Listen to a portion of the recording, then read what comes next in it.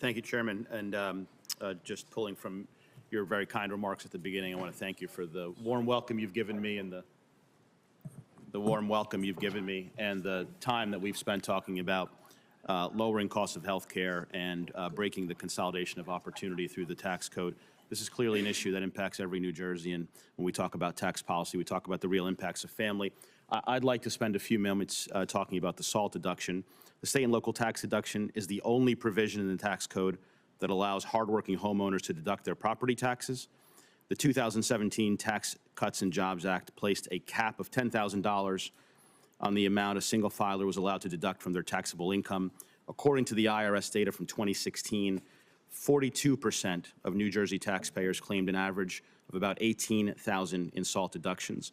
These are payments that are made to support some of the nation's leading public school education systems, open spaces for families, and other important provisions.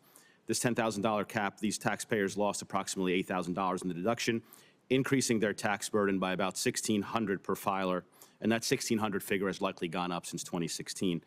Mr. Dutta-Gupta, if I can ask you, what would you tell this chamber and this committee would be the impact, or the potential impact, sustained by those families of such a large tax increase? Thank you, Senator Helmy. Well, I think the SALT deduction certainly can be reformed in ways that ensure that benefits flow only to working and middle-class families. In that case, of course, if we can focus the benefits there, then I think we can ensure that those families can continue to afford their housing, where they live, et cetera. But we do want to be careful. I would tell the body here that without a cap, without other features, the SALT deduction can disproportionately go to very high income families. But it's fair to say, based on the number of tax filers and proportionate income of those filers filing at a lower rate, the impact is actually much greater proportionally on lower and middle income families than it would be on the higher income families that are a much smaller set of the taxpayer.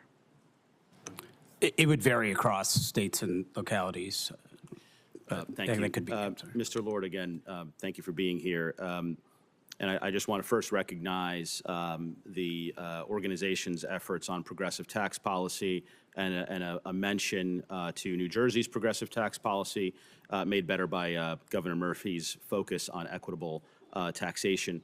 If I may speak on the IRS has long been depleted of its proper resources that provide the agency the capability and the capacity it needs to simply fulfill its duty and properly ensure all Americans pay taxes they owe. In the fall of 2023, the IRS launched a new initiative funded by the IRA to target wealthy individuals and significant unpaid tax debt.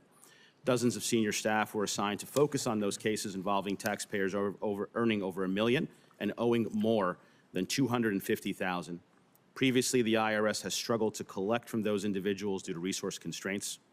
After recovering $38 million from over 175 wealthy taxpayers last year, the IRS has expanded this effort to include more than 1,600 high-income individuals. So far, nearly 80% of them have made payments, leading over to $1 billion in recovered taxes, an increase of $100 million since July, when the Treasury and the IRS first announced the $1 billion landmark.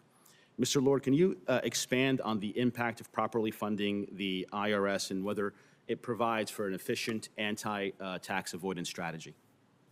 Be happy to, Senator. And going beyond your remarks, when we're looking at containing tax avoidance by the ultra-rich, it's an ongoing process. Congress passes tax legislation, and there always will be smart tax lawyers out there that devise strategies to reduce taxes for the ultra-rich. They see the loopholes and they figure out how to exploit them. And so the next step in the process is the IRS is out there, fully staffed, conducting audits at a sufficient level, not just to collect revenue, but to detect these avoidance strategies. And then the next step after that is for Congress to come back and deal with the loopholes, close the loopholes. And it's an ongoing process. It will go on forever. Tax lawyers and other tax experts will always be devising strategies. I was asked about this by a reporter a couple months ago, and I said, it's, it's kind of like this ongoing game of cat and mouse.